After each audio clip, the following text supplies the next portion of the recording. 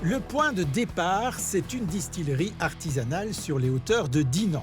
La ligne d'arrivée, elle est plus lointaine. L'entreprise veut devenir un des plus grands producteurs belges de spiritueux et pour cela, elle mise sur le grand export vers l'Asie, les États-Unis et l'Afrique grâce à ses vodkas, à ses gins et à ses whisky.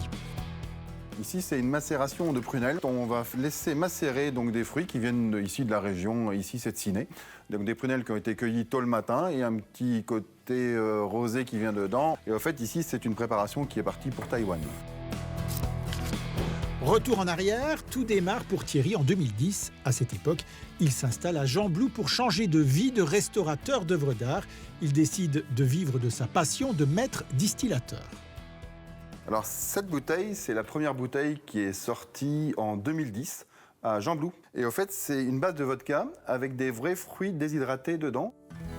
Tout de suite, la volonté a été d'utiliser des produits de qualité, de l'orge et du blé, principalement de Belgique et de France, et puis de se positionner sur le haut du marché, exemple avec les whiskies qui ont le temps de vieillir, 7, 10, 14 ans même, dans ces fûts d'exception, choisis tout spécialement par Thierry, c'est la phase de finition du produit. Pour les fûts de finition, comme vous pouvez voir là-bas, c'est-à-dire qu'eux, ils ont déjà contenu quelque chose d'autre. Donc par exemple du Sauterne, du Banyuls, du Marsala, du Porto, des whisky écossais, du Bourbon, des Jack Daniels. On essaye de vraiment avoir toute une panoplie. Ça va des fois l'adoucir ou des fois lui donner un petit coup de boost. Un tournant dans le développement de l'entreprise, c'est l'arrivée de Benoît pour la faire grandir. Il gère notamment la partie commerciale et pour faire connaître la production sur les autres continents, la distillerie mise beaucoup sur les concours internationaux.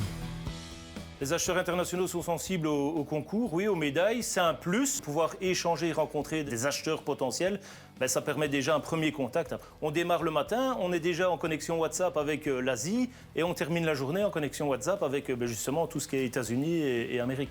Pour se donner toutes les chances de se développer, les associés veulent tout d'abord agrandir le bâtiment et puis renforcer l'équipe en créant un pôle international chargé de démarcher et gérer les marchés étrangers. Pour cela, ils souhaitent attirer des investisseurs et ouvrir le capital à hauteur d'1 million d'euros.